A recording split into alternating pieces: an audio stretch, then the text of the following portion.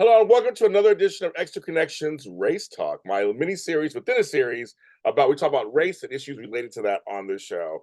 And this is actually a special episode because my guest shares my last name. That's right, kids. First time ever on JLJ Media, another Lott enters the building. And this Lott is like a lot of Lotts that I know. We are multi-hyphenates. This gentleman has a book. He also is a speaker. He has a show that's named after him. You know how that is.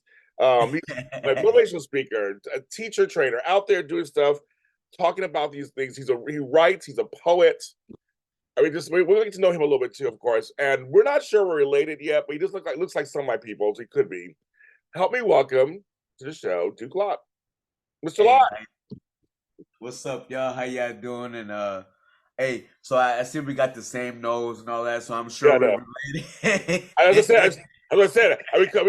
I haven't done a DNA test yet, but I think you look like some of my people. So you look like some of my people. So I'm sure we're related. I'm sure. But thanks for coming to the show. Welcome to the show. We found, so folks want to know at home, we found each other on LinkedIn. I found him on LinkedIn first and reached out and we connected. And I said, you need to come on my show because he actually does talks on racial issues. So I said, the show coming back that I'm doing. He agreed to do it. I'm so happy that he's coming on. He's here to do this. So thanks, Duke, for doing this. I first going to read my list, as you guys know, my infamous famous list. Then I ask my guests their first thoughts of my list after I read it. So, Duke, are you ready? Yes, sir. It's a little long. And I never tell people, and usually I don't tell people ahead of time. They don't know what's going on, and you have to guess why I named these people, places, and things. So I think Duke is ready. All right, hit that. I'm ready. I'm born ready. I know you're born ready. Here we go. So here we go. Get started. Relating to our ties, all kind of relating to our topic today. Loving versus Virginia. Sprina on General Hospital. Olivia and Fitz on Scandal. The Willises on the Jeffersons. Thomas Jefferson and Sally Hemings. Ted Danson and Whoopi Goldberg. Sammy Davis Jr. Prince Harry and Meghan Markle. Nick Jonas and Priyanka Jonas. The movie Guess Who's Coming to Dinner. Othello. Carla Gray on One Life to Live. Imitation of Life, the movie. Captain John Smith and Pocahontas. Sayonara, the movie. Carbon Copy, the movie. The Toy, the movie. Rain Pryor. A Patch of Blue, the movie. Harry Belafonte, Sidney Poitier. Julia, the TV show. Diane Carroll. Melvin and Mario Van Peebles. Tyne Daly and George Stanford Brown. Ellen Pompeo, Shonda Rhimes. The movies, School Days, Jungle Fever, Higher Learning, The Great White Hope, and Brian Song. Bollywood, Mandingo, King Kong, Soul Man the movie, Hairspray. The movies, Mississippi Masala, The Crying Game, Zebrahead. Yeah. They Don't Care About Us by Michael Jackson. Black or White by Michael Jackson. Ebony and Ivory, Paul McCartney and Stevie Wonder. The movie, The Wedding Banquet.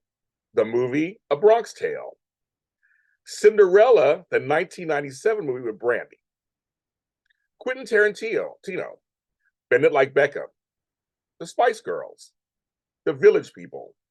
The Bee Gees. Hall & Oates. Tina Marie and Rick James. Lisa Stansfield. George Michael. Elton John. Iggy Azalea. Eminem. And Macklemore. The movies, Love Actually and Lakeview Terrace. The TV show, Different Strokes. The TV show, Webster. Tootie from Facts of Life. The movies, Get Out, Love Simon, and To Wong Fu, Thanks for the Memories, Julie Newmar. The Late Emmett Till. The TV show, Dear White People. The movie, The Hate You Give. My Girl, Amanda Seales. The Man of Mystery, Sean King. the man of controversy, Dr. Umar Johnson, filmmaker W. Kamau Bell, Yes, the movie West Side Story, my favorite play, musical, A Chorus Line, Miss Tina Turner, my favorite movies, Hollywood Shuffle, yes, the TV show The Neighborhood, Killers of the Flower Moon, Yellowstone, Black Wall Street in Tulsa, yeah, Mixed Chicks Hair Care, yeah. Tracy Ellis Ross, and the TV show Mixed Dish. Right. So, what are your initial thoughts when you heard? I saw you chuckle and smile. I felt good. I always ask my guests what their thoughts on initial things they heard. Yeah. Hey, I love the list, man. Hey, so first of all, since it was at the end, I love Tracy Ellis Ross. That's my girl. I've been watching her for a long time. She was with Kelsey Grammer, and you know how that goes, girlfriends and all that. Oh yeah. And so I just, the list is it just reminds me of everything that's interracial and what has been put on TV to make America feel what it's like to have different race relations. So, the one thing that I do want to say before we get into the episode is that you mentioned Quentin Tarantino, but you forgot about Django. No, there's reasons why. I don't feel anything. There's reasons why I mentioned that's the whole thing. It's the name. I did some movies, some names. There's a reason why I do stuff like that. Because for me, it's Jackie Brown. So there's all kinds of things. I mean, I could do Kill Bill. I mean, there's a whole bunch of things where he does race in there. That was the whole point. I mentioned his name to evoke an answer. Yeah. So like when we talk about it, it's like Quentin Tarantino recognizes certain things about Black people and about movies and about different things that other people don't recognize, and he puts it in his movies. And it's like it's pretty cool for me because if it makes you feel like as a director, if you know movies and stuff, and we both love Hollywood, it makes you think that he tries to tap into the Black community and tries to tap into the feelings, but one of the scenes from Pulp Fiction come to mind, that when he had Ving Rhames down in the basement and he was in there and it was like he was stuck there, and it was like, wow, like we were all waiting to see what happens. And I've watched Pulp Fiction a bunch of times, and I'm not going to get too far into that, but what I'm trying to say is that going into those depths make you understand how important race relations is to a lot of people, and especially for you as a person that's in Hollywood. I'm sure you meet a lot of people that are white, and as a Black man, it's like, this is where I'm at, and you have to juggle it. You have to say certain things the right way. You have to be proper. You have to be able to relate. And that's the thing that I bring to the table. As Mr. Duke Lott, I bring to the table how to relate. How do you relate to other people?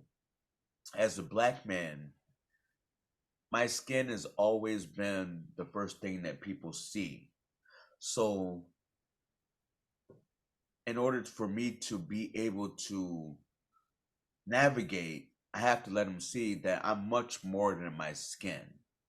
So your list is like a list of all the things that and shows of people that are interracial.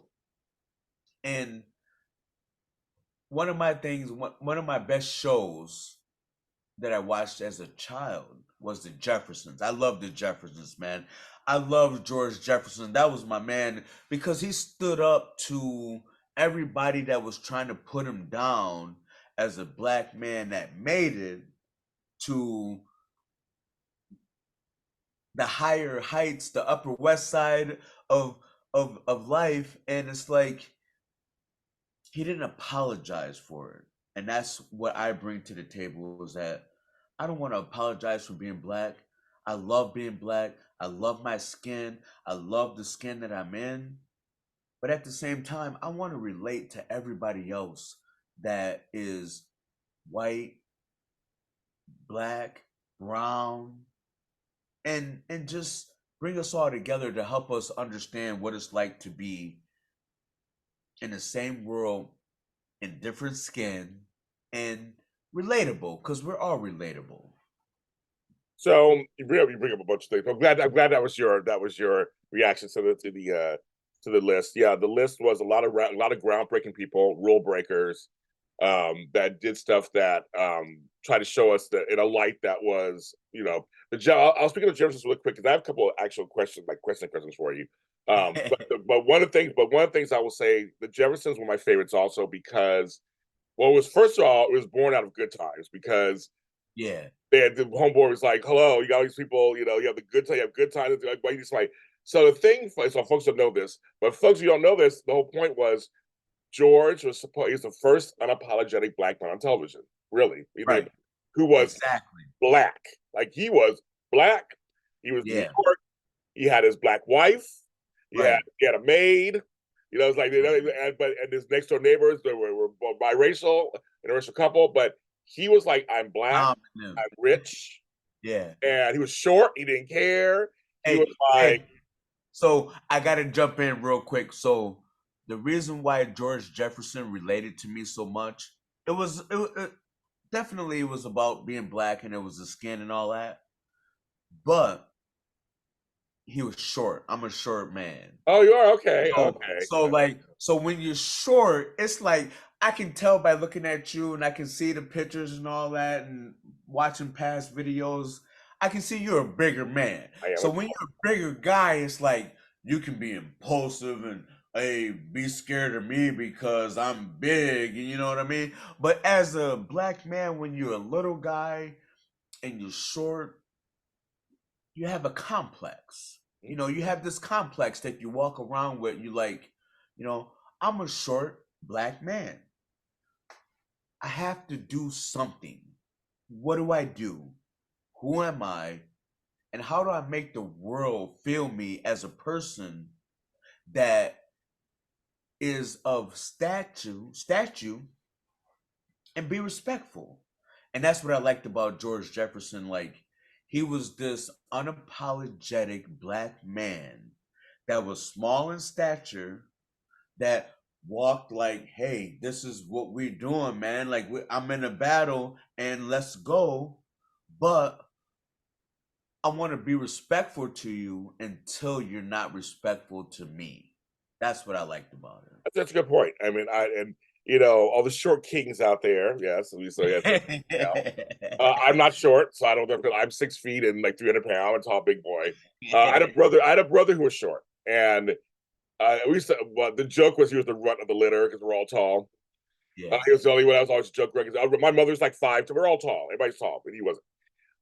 But he's no longer with us anymore. I miss him every day. But he was larger than life. Right. And I think he made a choice. Like, he was like, I am short, and folks people do treat you differently. I know they do. I've seen it. I've seen it. He had to stand up to you. Right. But yes. But I've seen it happen. They talk to you differently, and they talk, like, literally talk down to you and certain things because you're shorter. And that's so wrong. It's so wrong. First of all, a man's a man's a man. So that's just it's wrong. But I saw that he internalized it and became a bodybuilder. Right. So he grew. He couldn't grow this, but he grew like this, and like his arms. My friend would go, "Your brother's chest came in first, and then he came in." Like, yeah, exactly. He was just like, all this. He looked great. But that was it. But I saw that's what it was. It's like he decided to, and both my stepdads were short black men. And I loved them both very much. And my one stepdad, Daddy Larry, he thought he was 10 feet tall. You couldn't tell him nothing. He was 5'4", couldn't tell him nothing. He probably had to be like, hey, I see this guy, I gotta act like I'm big though, like because he ain't gonna punk me. You know what I mean? Yes, And it's real absolutely. life though. That's real I life, love it. right? I love it. I loved it. I love hanging out with him. Yeah, we had a great time. He didn't care. He was not afraid of nothing. Right. But also, you touched on that a little bit. The other thing you touched on a little bit on also is Hollywood. I always say in Hollywood, once you understand the color is green, Right. once you kind of get that idea, you can navigate your way through. I've been in Hollywood 17 years, and then I also grew up here in LA, and so. But being in Hollywood officially 17 years, I've noticed that decisions are made. There are things that have happened to me in my life that happen very fast when they want it to happen, Right. and other things that I didn't get because they didn't think I could make them green. I kind of get now. Yes, there's racism and sexism and body issues and all that, but the bottom part is if you can guarantee somebody some money, they don't care if you're fat, green, greasy. They don't care. They don't care. They will Yeah. put you in front of if they think they can make it sure. That's what Hollywood's problem is. They're afraid to take chances. They do occasionally, but think about this, Duke. This was sorry, this was not even part of the plan. I love these kind of talks. This was even the part of the plan, but since Duke brought it up, I want to touch this a little bit. I'll retitle the show a little bit or whatever. But here's something, Duke. Think about this for a second. Black Panther happens. Yes. Huge cultural moment. Huge, obviously biggest thing in the world. But for some reason, there were a lot of Black Panthers out there after that. Right. So it's like, so I think folks thought it was a fluke, possibly like, oh, it's just this one, it's part of Marvel, and maybe because it's just this. They didn't think you would thought there'd be all these copycats and stuff coming out, all these black superheroes, but no, that didn't happen. Right. So what do you think, Duke? I mean, that's kind of so like something big happens. Usually, copycats and things will come around and they'll try to copy it. Right. It happens on TV more than it does on movies. TV, Bernie Mac show, My Wife and Kid. They had all these shows, right? We had networks that were black, basically. Right. WB, UPN, all that stuff. So, I mean, what are your thoughts on it? When I say that Hollywood's color is green? What are your thoughts on that? Well, my thoughts is as a black man and seeing Black Panther and just loving the man who played that part and what he represented and him dying and him getting sick and him going through all the things he'd been through. It made me think a lot about how Hollywood goes into that atmosphere. So what I want to say is when Black Panther came out, I was very proud of it. I was very proud of it. It was like, a black superhero, let's go. This is what we're doing. And this has been a long time coming. But after the fact, after it wore down a little bit, I really felt like people just didn't understand what it really meant. It was one of the biggest selling movies of all time. Yep. So my son's name is Legend. Oh, okay. So if you remember about the movie that Will Smith made, that I Am Legend. Yep. When he made that movie, to me, that was one of the, I'm black, so I've had a lot of black superheroes my whole life. But when Will Smith made I Am Legend and the box office hit it and they took it and they made it into this big Hollywood production, it was like, okay, we are superheroes. We can be superheroes in this world. And even if people don't acknowledge it, Hollywood is starting to acknowledge it. So when he did that, it was like, wow, man, okay. We are that we're here. But Black Panther took it to a whole nother level, and I just feel like Black Panther, it needed to be, I want to say it the right way. I want to be politically correct. So Black Panther was, to me, the start of the black true superhero in movies. In the list, you mentioned Who's Coming to Dinner. You mentioned Harry Belafonte. You know, those are heroes of mine. Aren't you? Those guys broke ground that will stand for the test of time. But it was a different time, you know. Black Panther took it to that level of like, hey, we're here, we're strong, we represent, you gotta acknowledge us, and if you don't, we can move on to another level to get to where we are today. So what I want to say is that people need to understand that when you're a black actor and you play those roles, you become such more than a black man. You know, you become a superhero. And that's what a lot of the white artists that have played superheroes like Superman and other guys, that's what they go through. But it's different for us because nobody wants to look up to the black man. Right. But the black man is like a god. You know, the black man is like a hero.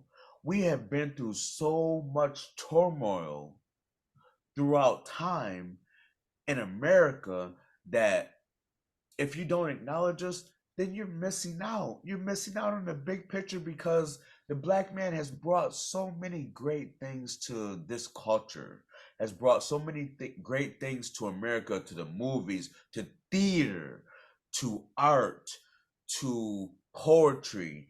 And that's what I want to tap into is the poetry. Black men and black people have never been established as great writers. And a lot of people don't realize that we write the movies that you see. You know, we write the movies. You know, there's a gentleman, I just watched a beautiful piece. Cordell Jefferson, I think his name is, if I'm not pronouncing it wrong. He just wrote, or he had a part to do with American fiction. Court Jefferson. His name's Court Jefferson. He won an Oscar. What's his name? Court Jefferson. Court Jefferson. Yeah. Okay. Yeah. He's a genius, man. I almost swear. And you said it was okay to swear, but we don't do that. Duke Lott Show. We don't do that, but I almost swear. But he's a genius, man. So to answer your question, I what I want to say is that people need to acknowledge what we bring to the table. It was funny as you were talking there, a couple instances where they said these folks are coming out as groundbreakers, rule breakers. I remember Diane Carroll, late Diane Carroll. She had Julia first. That was the first one. I love her. But then later with Dynasty, she had said, and this is you can find it. You can find it at home. You can find the interview. It's on YouTube. She said, "Don't write me as a black woman. Write me as a man. I'm a black woman. I'll make it into what it needs to be." And so I thought that was a very interesting what she said there. She was like, "Don't try to go," because all the writers were white in the writers' room. So she was like, "Just write it as you would just anybody as a nemesis. You know, make her strong. You would normally do for anybody else." Right. The essence of me is I'm a black woman. I'll bring that into the role, and clearly it worked. So I want to ask. Can I ask you a question? Yeah. I know you're the one asking the questions, but you live in Hollywood, man. You see all the stuff. You see the writers. You see everything that's going on. How was it for you? And how was it for other people of color that were writers and black writers, Latino writers, Hispanic writers, whatever you want to say, Asian? How was it for them when the strike was happening? Like, was it a different thing that it was going on? Because I saw Pete Davidson like being this great guy and being out there and being the spokesman and bringing donuts and food and all that. But you know what I mean? I want to get to the point of how it was for the writers who don't make as much money as the other writers. And I'm not bashing race. It's not about saying this. It's about equality, inclusion, and diversity. So how was it for the writers of the writers of color in the Hollywood strike? Okay, so obviously I'm the voice of Black America or anything, but I can tell you this.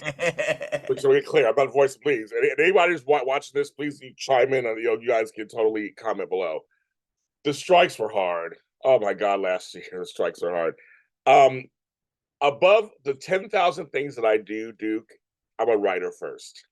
Right. That's where if they on a page and on stage, if they on a page, it in a song, if they on a page, like literally everything comes from writing. Everything comes from writing, typing. Like the essence of who I am as a writer. So I just want to get that clear about that. And I think for a lot of us, that's what it is. So because I do very major projects, I write audio dramas, I have shows, like I have albums out, I do but it all comes from writing. Right. That's my hand. I'm a left-handed person. I'm left-handed. I'm writing. My writing. It's like it's like it's the essence. I mean, Duke is the essence of. I've been writing since I was a kid. Like that's just my inspiration as a poet is Gil Scott-Heron. Yes. So I was raised on Gil Scott-Heron and Brian Jackson and Whitey on the Moon. Real Should Not Be Televised. All this, that was what I was raised on. Right. But I understood because they wrote it. They wrote it. It's like that. So I understood that writing was important. So last year was tough because we had two strikes. So we had the actor strike and the writer strike at the same time. And for me, my production shut down for the most part, like everybody else. And this is one of the few times I will tell you, one of the few times in my experience, in my world of this, I live by Sony Studios. We all came together. It was because writers get shit on more than anything else. I will cuss for a second. I know that. That's we all came together like this is all effed up. You would not have a show if you did not have writers. Like, why are you trying to screw us over? Like, what is that about? Like, it makes the actors are one thing too. They're the front line. The actors are the front line. Directors are important. Producers, but you have to have a script. You have to have something on a page. So why are you trying to shit us out of our money and our royalties and our props and getting AI in there and also like we're trying to protect ourselves. So it was tough because I didn't write. I didn't write for 9 months because I was like, I can't write. We put the pens down. I had no shows. I couldn't record nothing. I did nothing. So you, as a human, you decided not to write. Well, because as part of the union and everything, it was like everybody put down your pens. Everybody in solidarity and actually if you're in the union stuff, you can't write. You couldn't write. You could write books. You could write a book. You could write a stage play, but you can't write anything for television and my stuff is all audio dramas. It's active script. I write scripted stuff, so I couldn't write it. And so I was out there. You didn't want to write no screenplays. Right. I've had a few, but I mean, that's not what I do. But it's like the things that I do, and because I had no actors, I couldn't do my shows. I couldn't interview people. Like we were shut down for like almost a year last year. So and it was tough, and our whole economy shut down because LA is an industry town. So restaurants, dry cleaner, like things you wouldn't even think about, completely. Grocery stores, everything was cutting their hours. Hair places, barbershops, it was all shut down. My friends were not working. None of us were working. We're like trying to find ways to work. It slowed down the whole economy. It did, and that's the whole thing. And we said we're going to stand our ground. We're going to, and that's why I said when it came to there was no race or anything. It was like at this point it was like we're all in the same boat. However, I will say this part. There is a racial divide, obviously, even that too. There is obviously, but I thought, but answering your question for last year, oh no, it was all for one for all. Everybody was just like, no bitches, we're gonna go out there, we're going to like fight this because it was serious inequality and not even equity in your work, and it's just like I work very hard to sit down and write down a script for people to read, It's not just easy. Right? I just write down. Just write down right now. Or if I see, and also we're fighting. I'm part of ASCAP. I'm a songwriter, so I'm part of Yeah. ASCAP. I, And I've gotten ASCAP checks, so I know what that is. yes, but my whole thing is, Songwriters. yeah, sorry, so my whole thing is Spotify is shitting on people too over there, artists over there. We're not getting paid anything anymore. Basically, we're getting pennies to the dollar. We can't even make $1.15. That's how bad it is over there. And now we're looking at how Spotify is not paying their artists correctly. Right. And so it's like it goes back to your question. It goes back to writers. Why are writers like? I mean, there'd be no Motown if there wasn't Holland Dozier Holland. There would be no. I mean, it's like Right. there's all these things. There'd be no Jimmy Jam and Terry Lewis. There would be no. I mean, it's like people, writers are very important, and I think it was such a hard thing last year. Yeah, and that's I went to a writers conference over the weekend. It's called a Rally of Writers. It's the biggest conference in Michigan. I live in Michigan, and it's they're going on 37 years of having this conference. And I met Natalie Comer, and she's a black poet, and she grew up in Detroit, and she grew up in, what I want to say, without just trying to describe it too much. She grew up as her parents being Black Panthers. Okay. And I'm not saying that they were Black Panthers, but what I want to say, Yes. she grew up in a separate community. Okay. And she read her poetry in front of me, and we got to share different things. And she almost broke me down into tears, man. And it just made me realize how important the Black writer is to what we are doing in society today. Because if you go into that point of taking out the Black writer out of screenplays, Hollywood, poetry, novels, nonfiction, memoirs, fiction, if you take the Black writer out, this all becomes like really mundane, man, and very boring. And it's like, it's just, we need to celebrate what it is to be a writer first. But when you're a writer as a minority, it's a bigger, Right. it's a little bit of a bigger picture. So the thing is, I want to touch on it. Poetry is a underrated art form. I think people don't really get how powerful poetry can be. I'm a poet. You're a poet. So hey, last weekend, I realized, I recognized the picture. Don't get me wrong. But over the weekend, I recognized how big it is. Like, poetry is it's life changing. We have poetry slams out here in New York. Wow. Here Weekend Poets Cafe, very famous space in Alphabet City, New York. I've been there many times. It's like you're seeing. These artists are laying their lives on the line to tell an experience that's different than telling us. They're telling a story, but it's different. They're telling it's some of it can be sing-songy and lyrical like a song, but it's not a song. Right. And it's not an interview. They're not just speaking. They're emoting while they're telling you something. And I was telling you, people, like I said, Gil Scott-Heron is one of my favorites, but James Baldwin, another great writer, everybody's finally coming around to talking about. Baldwin? James Baldwin. Oh man, that's my guy, man. Right, so I'm saying everybody's like talking to him. He's like a superhero. Right. And then Shonda Rhimes once said somewhere they would be, because she's very interracial and mixed and everything. She was like, if it wasn't for Elin Harris, he was writing all them books. He was very popular. Yeah, they were a little cheese or whatever for some people, but there are people who, again, black. See, it was funny. My mother was telling me, sorry, Mom, I'm telling your business. Her and my grandmother, but she rest in peace.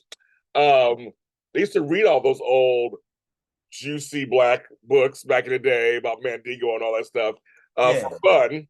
It was all these books they'd read back then. They shared the books about stuff. As you said, that whole circle, all these older black women were reading. They were all reading them. There's no 50 Shades of Grey or anything, but they were reading all this stuff, and it was passed around. And there's something beautiful about that. In a weird way, there's something like they had their own society because white folks wouldn't accept them into their book clubs or their books. Right. It's like, so we'll create our own line of books, Right. and we will. And there was semi-erotic and whatever, but whatever. They worked it out somehow.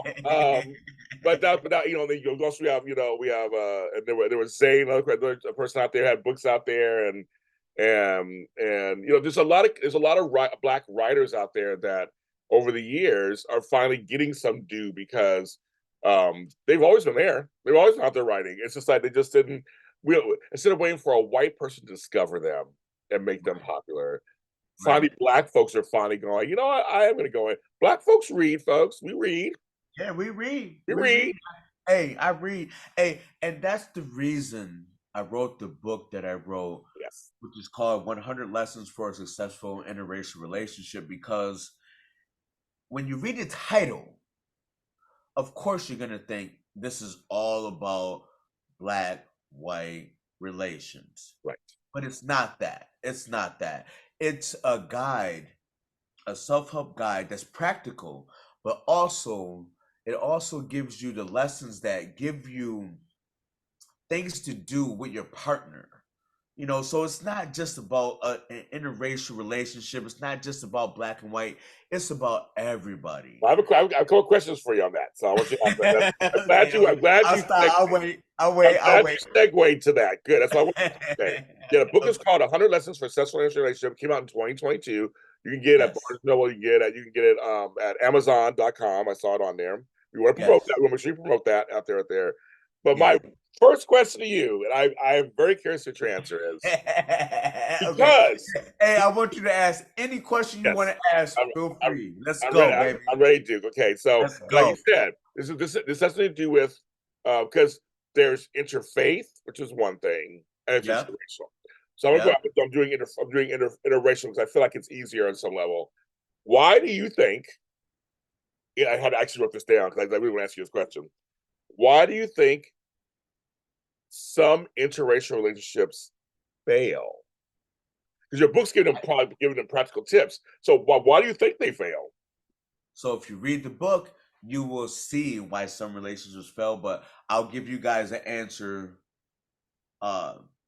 in detail, because you don't try to learn about the other person. You don't try to learn about where they come from. You don't try to learn about what they've been through. But not only that, you don't try to learn about the history of what it takes to have a relationship with a person that doesn't look like you. You walk out into society and you have me as a black man walking with an Asian, a white, or somebody else, and now you have to deal with that subjection. I think it's all about learning about different cultures, learning about different people, and just trying to relate of what it's like to go through that struggle of being the opposite. And people need to know that, hey, if I'm in an interracial relationship, because if you really think about it, I thought about this today. This is what's cool about what we're doing right now. I thought about it today. Everybody's in an interracial relationship. I really came to that conclusion. I'm like, wow, if you really think about it, we are all in a interracial relationship. No one's the same. But because my skin might be the same as yours, we tend to gravitate to what feels comfortable. I think interracial relationships don't work sometimes because people don't deal with the uncomfortableness of what it's like to deal with someone else. And that's my answer. The thing, okay, so I'm glad you said it, because I'm glad you guys heard you said that, because I always feel like interfaith is one thing, because that's something, if you strongly believe you're Catholic and you strongly believe you're Jewish, not saying it can't work. I mean, it can work for some people, but some people it just can't work. It's more of a faith thing. Go ahead. What I want to say about that is, I grew up in a Christian home. You know, I got taught certain values, this and that. My parents were apostolic Pentecostal. Oh, I know those. So, Yes. like, I didn't get to watch TV sometimes. I Right. didn't get to go on dates. I couldn't do this. I couldn't do nothing, man. Yeah, So yeah, it's like, you yeah, know, for real, like my life was like really strict. yeah. But once I branched out, I got to see what other people were doing, and it was like, hey, I want to do that. You know what I mean? Like, but what I want to say is that sometimes interfaith relationships are a lot more difficult Yes, because if you have someone that believes a different thing about God than you believe, that's way difficult than difficult. That's way more difficult than dealing with, you know, just I we're agree. different colors, you know? I agree. I agree. Yeah. I would not be here if it wasn't for an interracial relationship. My kids and grandkids wouldn't be here if it wasn't for interracial relationships. I know all about that. I'm a proud black man. I had my DNA test done. I'm 55% white. So Hey, there you go. I'm like almost 40% Scottish. Oh, So well, then we are related because I found out I'm Scottish also. That's the one I didn't know about either. Apparently, I'm like 20% Scottish, so I did not know that. yeah. Oh But yeah. my makeup, all my makeup from well, I'm half Creole, so I knew the French was in there. So there's French, Scottish, English. I got all of them apparently, and Western European. And when he added up, it was like 55% white. Where did I come from? Look at my. Hey, are you looking in the same mirror I'm looking in? All right, look at my nose, these lips. I'm black. But my hair is straight. That's no story. Um, Right. but no, but it's so. But I'm saying so for me, I want people to know at home that I have nothing against it. Right? So make sure this that's right. No, I have nothing against it. I like also same race, same culture relationships. Also, I'm very big. I'm proud of being black and all that. And I feel like, and I'm sure you feel the same way. You can be both. You can be proud of your culture Yeah. and where you come from, and still acknowledge another race, right? But that's a whole other thing, right? I mean, that's fine. And I feel like that's why we're doing this right now. And Yes. that's the reason why I agreed to do this is because this kind of episode, not only is it positive for us, it's positive for other people because I'm a proud black man. You're a proud black man, but we acknowledge that we have other things that bring us to this blackness. The the whiteness adds to our blackness. You know what I mean? And it's just one of those things that's like because I'm 23% Scottish, that doesn't make me less black Right. Yeah. Right. than I am. But what it does is it makes me identify in other ways. For me, I can't speak for you, but I Yeah. can speak for me. So I like golf. I played tennis in college. Yeah. So it's like, you know, I sometimes when I think about it, it's like, that's why I like that. That's why I like that. Because I have this kind of blood in me that goes back to, you know, these years. So this episode is not about hate bashing. It's not about anything that's negative. It's about positivity with race relations that helps us move forward. That's what Yeah. this is about. Yeah. Because you saw when you say, which is a very profound statement, we're on interracial relationships, so to speak, whether it's work or whatever. I know I had a job back in the '90s. I'm a little older than you are, and I had a job back in the '90s where I was not advanced because I was black. Right. Told me that she told me. So can I ask you a question about that? Yes. This is how we get into the audience, and this is how we make other people feel what we're talking about. So was that the case, or was that something you felt? Nope. They told me. Well, let me tell you how they told me.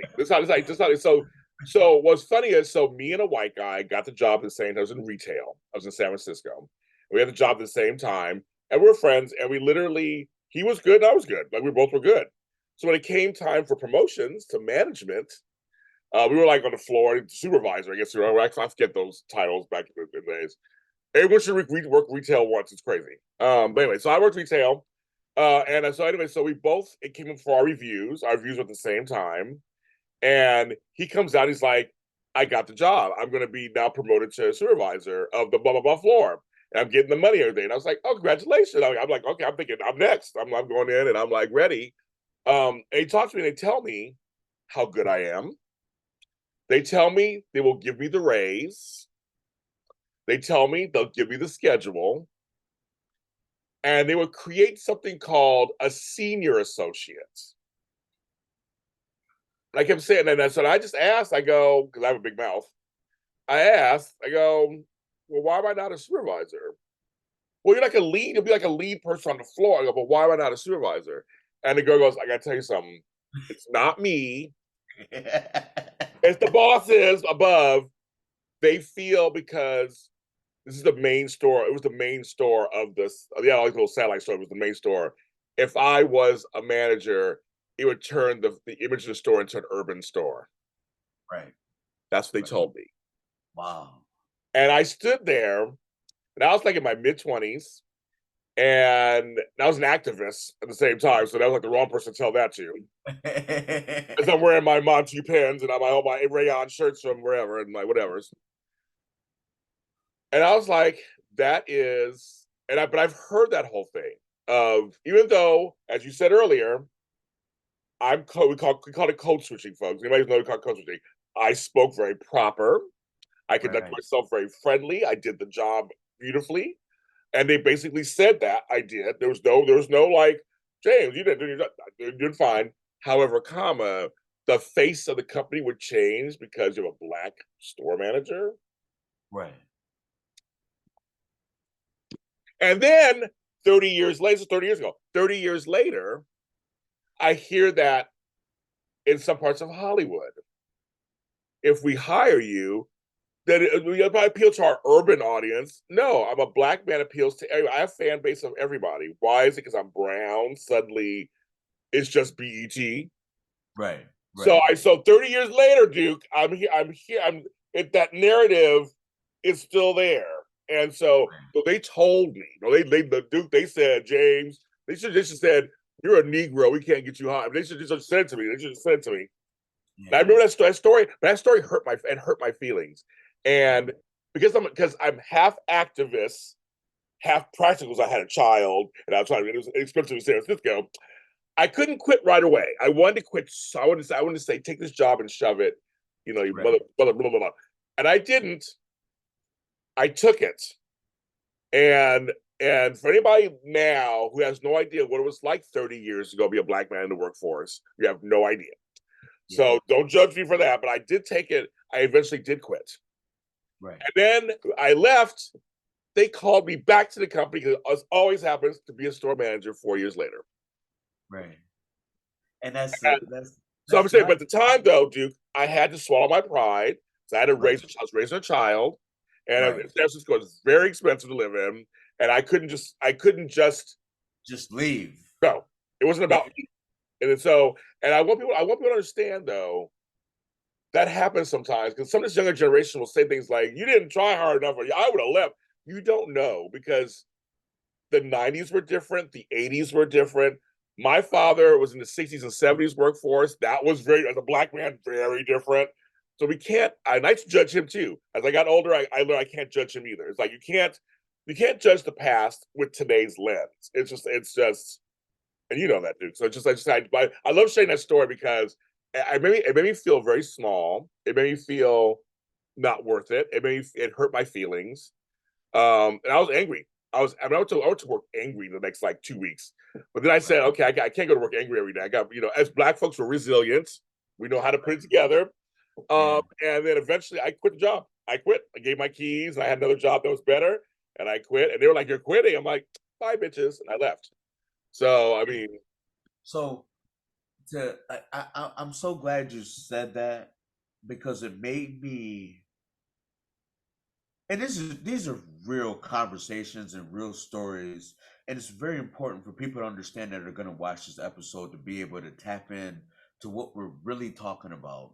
So the story I want to give you, and that I want to say because it's very emotional, and I have to make sure that I keep it together in the episode to make sure that I'm not crying or anything. But I met a white woman that asked me, why did I write the book that I wrote? Okay. And when she asked me, I was kind of like flabbergasted because it was like I felt it was racist for a second, but then I had to get past that and I had to just look at it objectively to Okay. be able to answer a question the way that I felt like was the right way to answer it. Yeah. And when she asked me the question, the emotion came over me, and the answer that I could give her is because I felt like it's needed for the time.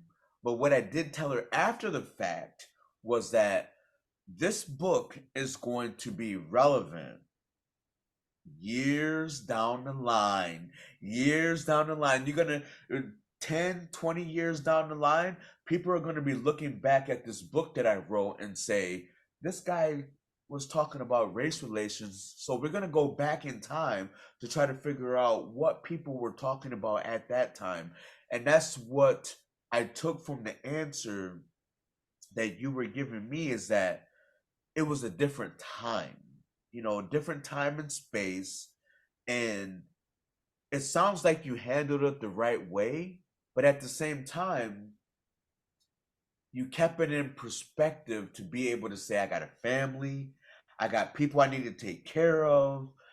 This is happening. This is happening. I can't just be this activist black man and quit the job, walk away, screw my family. I don't need no money. We're good. Right. You can't do that. You know what I mean? And that's why I wrote the book, for people to understand what it's going to be like for our kids going forward in the future, to be able to understand that race relations, they're going to be important regardless of what people try to take us back to this or that. It's going to be important going forward in America. It really is. Yeah. I think, it's funny. I have a million stories of race stuff from working back in the 80s and 90s, just how it was. But it's one of those things where also, because we talk being a black man, you're expected to act a certain way. Right. Yeah. So then you don't want to prove that, you know what I'm getting at. So you don't want to prove them right. Yeah. So you're like, okay, the angry black man syndrome. Like, even though you did me wrong, if I react, right, there's a problem. Or the gaslighting that happens. Well, James, it's not. I think you're just seeing it that way. That's not what we're trying to say. Like, there's several things. So I think when you said something earlier about race relations and how it's about seeing each other, basically, is what you said about seeing each other. That's true. And when Duke and I say seeing, we mean like really looking and seeing that person fully who they are, and culture, everything, texture, everything, just all of that together. And I agree with you. I think this whole thing of I'm colorblind, I don't see color. yeah. Excuse my language, but fuck that. I don't believe in all that. No one's asking you nothing. I mean, Duke, they used to say to me when I was younger, I don't think of you as black. Right. And I thought that was a compliment. So, like, in the world that I live in, and this is hard, man, for me to say, and I want this to be a part of the episode, and it's very important for me to say it. I get this a lot, and this is like a real thing. I mean, it's a real thing in my life, and it happens more than once. I get, you're the whitest black man Oh, there you go. that I've ever met in my life. Yeah. And I'm like, oh man, come on, man. like, okay, is that a compliment, or is that like a statement, or is it like a way to like downgrade me a little bit? And I'm like, damn. Okay, so that's the first curse word you got out of me. You got the D word. And it's just, it's like Kendrick Lamar, like the album, damn. Like, okay, like, Right. wow, like, okay, this is what you really just said to me. Do I need to react to that, or should I just say, okay, and keep on moving and not take it, so bad, and keep on moving? But I guess the reason I think sometimes I get that is because I try to be friendly in my conversation with others. I try to be friendly, Yeah. and I try not to offend people, because in the field I'm in, I try to make a lot of people happy that need to be told off. You know what I mean? So I just try to keep it like, I don't take it to the gangster mode. I take it to that mode of like, hey, I just want to, get past this conversation and make sure you're happy, I'm happy, we keep on moving. Yeah.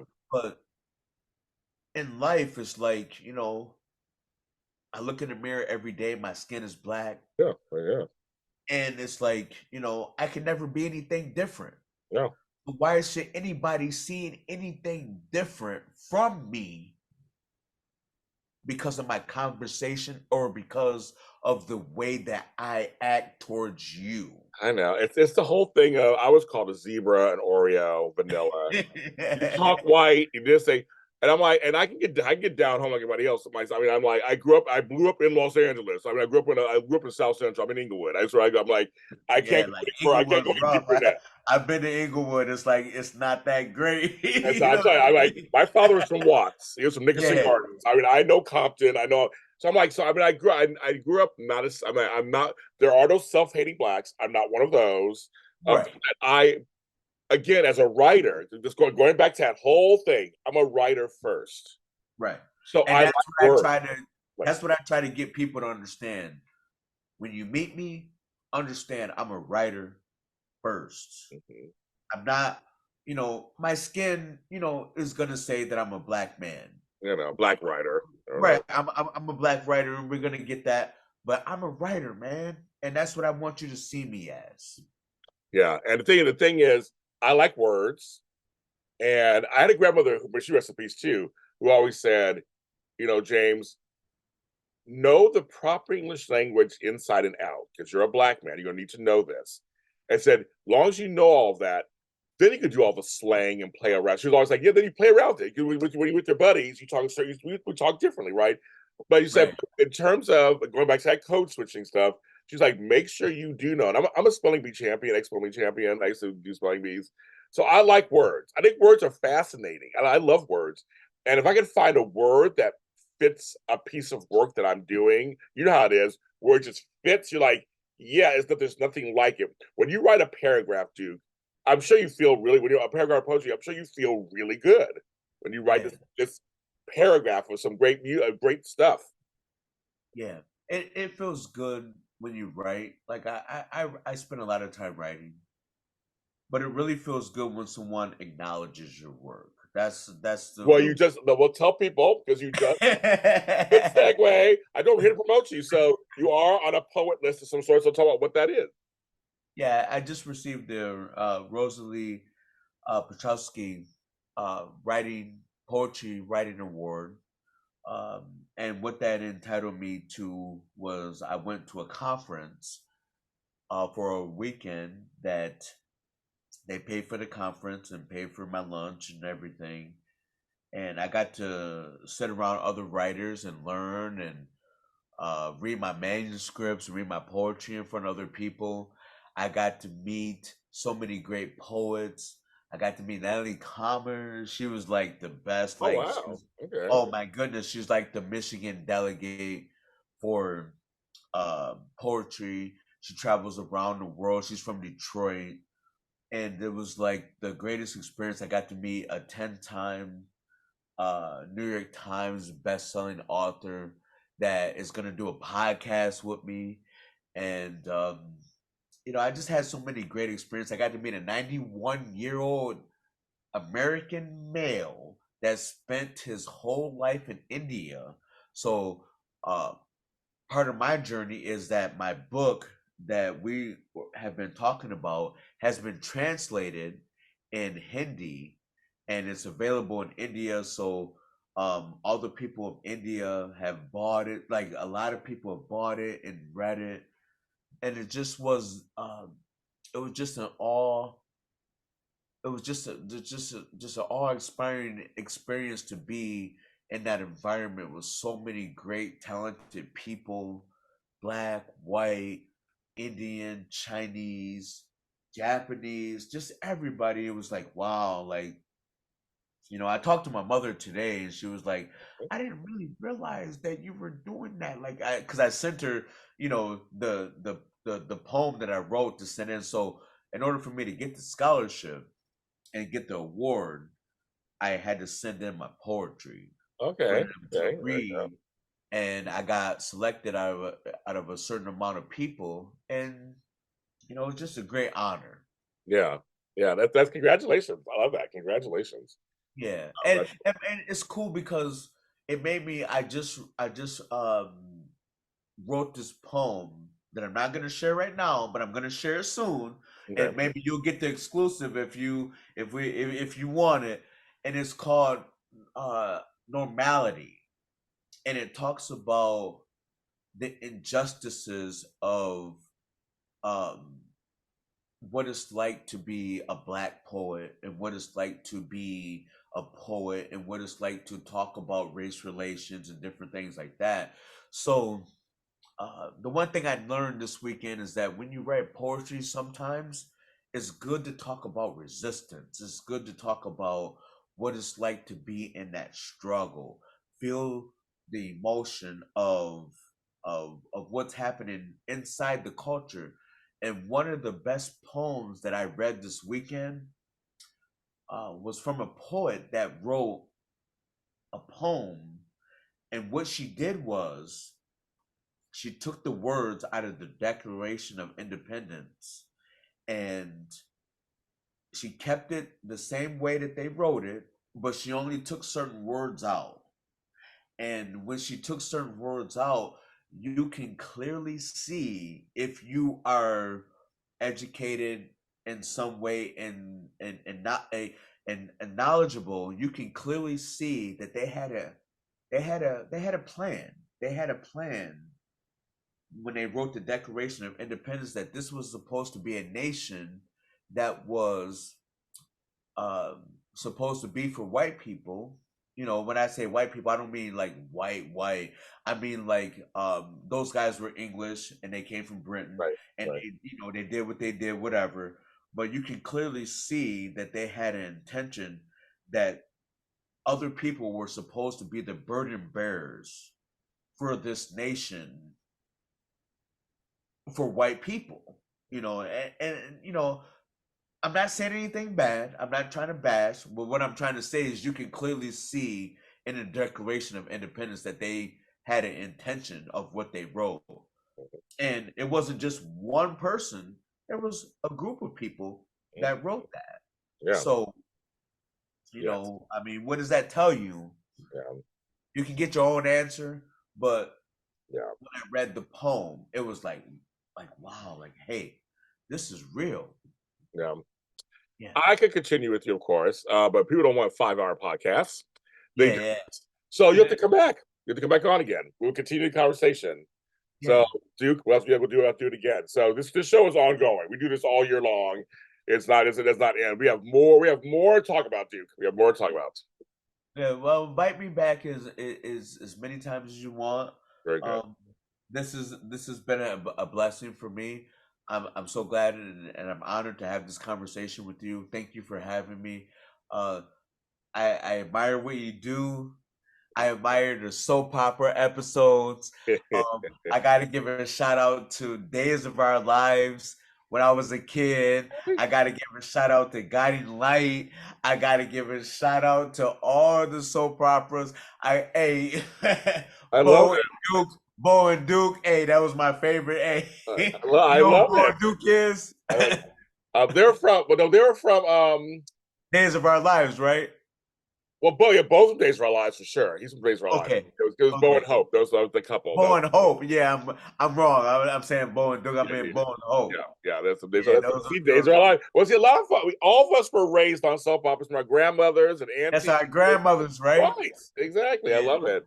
That's what my grandmother watched. Days of Our Lives. Days of Our Lives. It's still on. I know all the folks there. I actually know the head guy, so I know all of them. Well, That's funny. congratulations to you, man. You are doing it. You're doing it big, and you are blessed. And I just want to congratulate you because I understand that in Hollywood it's like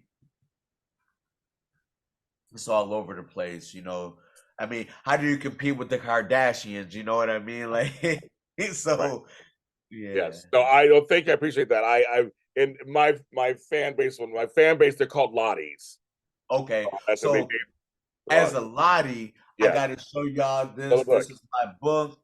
Yes. This is your man right there. Yes. And I have a new book coming out. I have a children's book coming out. Oh, good. By July, and I have a new book coming out called Fear Led Me to Faith, and that is being curated to literary agents and book publishers right now. So by the end of the year, you're gonna feel that, and you're gonna get the whole story of who Duke Lott really is. Very good. And you'll come on and talk about that too. Yes, sir. I'm not planning on going nowhere. I'm gonna be the last black man standing in this business. I don't care about going nowhere. I'm gonna be here with you. So where can they find you if they want you on social media? Okay, so you can check me out on Instagram at the Duke Lott, and then you can see me at Twitter. You can read about me on Twitter at the Duke Lott, and Facebook Duke Lott, on LinkedIn Duke Lott. Everything is Duke Lott, and you can check out my website at thedukelott.com, and you can check out what we have coming forward, what we're doing, the people we support, and everything we have going on. Very good. I'm James Lott Jr. Follow me. We're all James Lott Jr. sold at James Lott Jr. on all social media platforms, also on TikTok. I'm everywhere. A lot of help.com. It's a lot with 2 T's, as he knows. So we'd have another lot in here. Yes, a lot of help. That's also on Facebook. Extra Connections is on Facebook. Extra Connections is everywhere. This show, I want to say hi to my audio listeners. You're very important to me. Audio listeners, you take us on the road with you, to the gym while you're walking the dog. We are on every streaming service platform you can think of, from iHeartRadio to Spotify to Deezer to Google and Apple. Well, I guess Google's gone now. Apple and Amazon. But of course, the granddaddy of them all, and I am a grandfather, but the granddaddy of them all is YouTube. I'm on YouTube at JLJ Media. Make sure you subscribe to the channel. Subscribe. And I'm on LinkedIn too at James Lott Jr. And if you want to find him, you can face one of my connections. You can look and see my connection. You'll see Duke Lott in there. And you can go over there just and hit him up and see what he's up to. See what these lots are up to. We're always up to lots. And his book is available on Amazon.com. It's available at BarnesandNoble.com. He has links. He has like I do, he has a link tree. I have a link tree also. Go to his link tree. I did that today. I saw all your stuff in your link tree. And this is Extra Connections Race Talk. We'll see you next time.